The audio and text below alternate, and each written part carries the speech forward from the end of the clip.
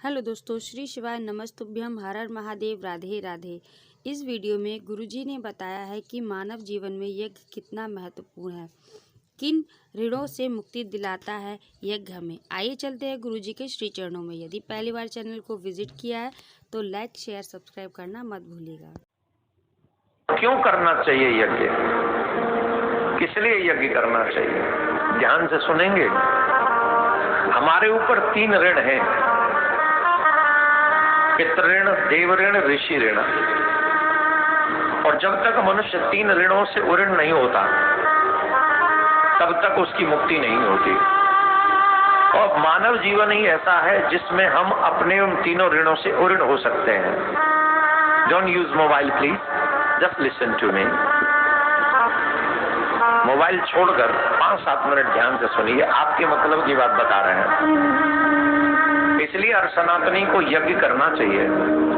हमारे यहाँ तो नित्य आहुतियां दी जाती हैं यज्ञ में, ऐसा विधान है।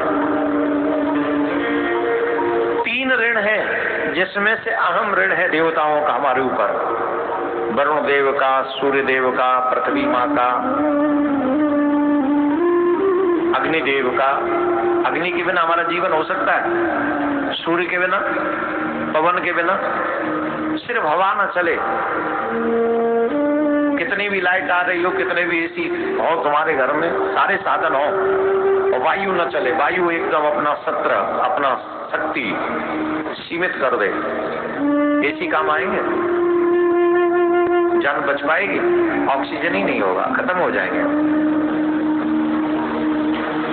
तो हमारा जीवन लाइट पर निर्भर नहीं है, हमारा जीवन पवन देव पर निर्भर है। ये जो श्वासें चल रही हैं वो पवन देव की देन है, तो उनका ऋण है कि नहीं? पर हमारे सनातन में ये कहते हैं कि जब जिससे भी तुम कुछ लो तो उसे बदले में कुछ दो। अगर नहीं दोगे तो ऋणी होगे, और ऋणी होगे तो तुम्हें उस ऋण को चुकाने के लिए फिर आना पड़ेगा। मुक्ति चाहिए इसी जन्म में, तो फिर कैसे होंगे?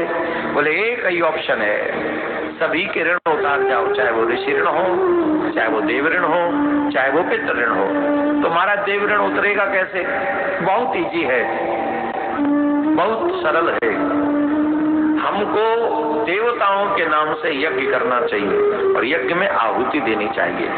जब हम देवताओं के नाम से आहुति देते हैं तो अग्निदेव हमारे द्वारा दिए हुए उस सामग्री को देवताओं तक पहुंचा देते हैं, और जैसे ही देवताओं तक पहुंचता है हमारा वो जो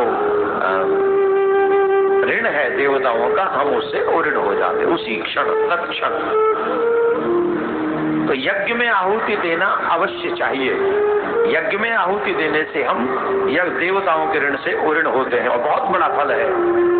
यज्ञदान तपः कर्म न त्याज्यम कार्यमेव तत् यज्ञो दानस्तश्चैव पावनानि मतिं विषाणाम्।